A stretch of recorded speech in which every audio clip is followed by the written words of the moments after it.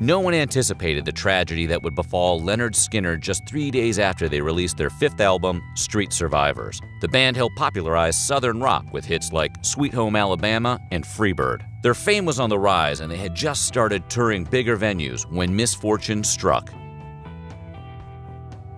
The release of Street Survivors was accompanied by a busy tour schedule with dates all across America. Instead of flying commercial or spending long hours on a tour bus, the group decided to rent a twin-prop plane to travel between shows. Interestingly, months prior to the plane's use, Aerosmith had considered chartering the same Convair 240 for their upcoming tour. After an inspection by the group's management and concerns over the pilots' drinking habits, Aerosmith looked elsewhere. This decision may have saved their lives.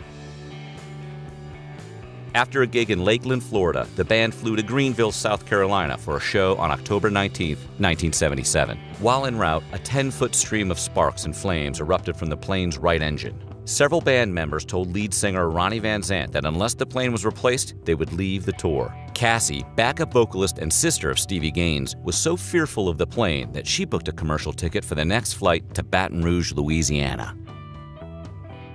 The pleas to find a different plane didn't sit well with Van Zant, who was the central figure and main songwriter of Lynyrd Skynyrd. To Van Zant, getting a new plane meant canceling tour dates, and that was out of the question.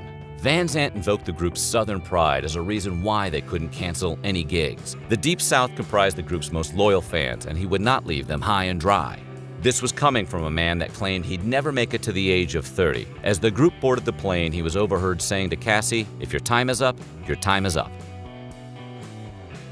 That night, the first stretch of the 700-mile flight to Baton Rouge was smooth sailing. While Van Zant took a nap in the aisle, other passengers played poker. All was calm until a roadie named Mark Frank reportedly saw fuel spewing out of the right engine. This was the same engine that caused problems on the previous flight. Shortly after, the engine stopped and the plane jolted violently in the air. The pilots struggled to keep the plane level as they radioed for the closest landing strip. Normally, this wouldn't be an issue as the pilots could transfer fuel from one engine to the other and land safely. But they made a grave error when they jettisoned all of the remaining fuel. At 10,000 feet and no fuel remaining, the left engine stopped. The plane began to plummet. With the light of day dwindling, drummer Artemis Pyle, a trained pilot and former Marine, looked out the window to gain his bearings. At 6:42 p.m., the pilots contacted Houston, who relayed that they had passed the airstrip. The plane made a sharp 180-degree turn, with the wings now perpendicular to the ground. The pilots knew they wouldn't make the airstrip and instead frantically searched for an open patch of land, but none was found. Descending from 10,000 feet, the plane crashed into a heavily wooded area.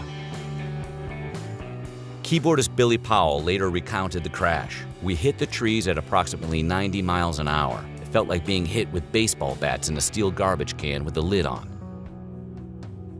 Survivors, including Frank and Powell, recalled the twisted carnage of the wreckage, noting the wings and tail had been torn off. The cockpit, containing the deceased pilots, had separated completely. The plane had slid 500 feet after impact, leaving behind a wake of debris. In an ironic twist, the lack of fuel that caused the crash ended up saving many lives, as the plane would have otherwise exploded into flames upon impact. Of the 24 passengers, only 3 could walk, including Pyle, Frank, and roadie Steve Lawler. Not all were lucky enough to survive, though. Assistant road manager Dean Kilpatrick lay dead in a swamp, Stevie Gaines died on impact, and Cassie was thrown from the plane, dying shortly after impact. As for Van Zant, his foreshadowing proved true. He hit his head against the bulkhead and died immediately.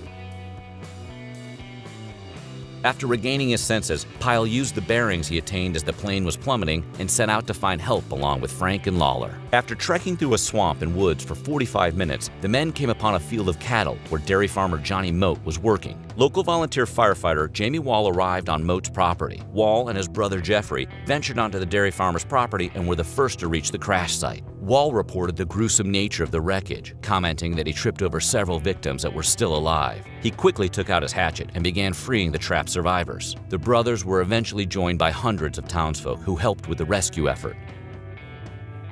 Sadly, this wasn't the last time tragedy would befall the band. Founding member and guitarist Alan Collins was later paralyzed in a car accident in which his girlfriend was killed. Collins later died of paralytic pneumonia in 1990. The original lineup's bassist Leon Wilkeson died due to substance abuse in 2001, and keyboardist Billy Powell passed away after a heart attack in 2009.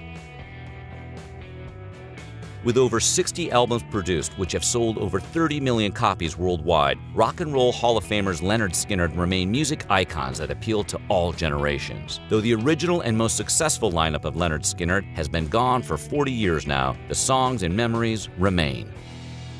If you liked this video, subscribe to Weird History and watch more of our videos.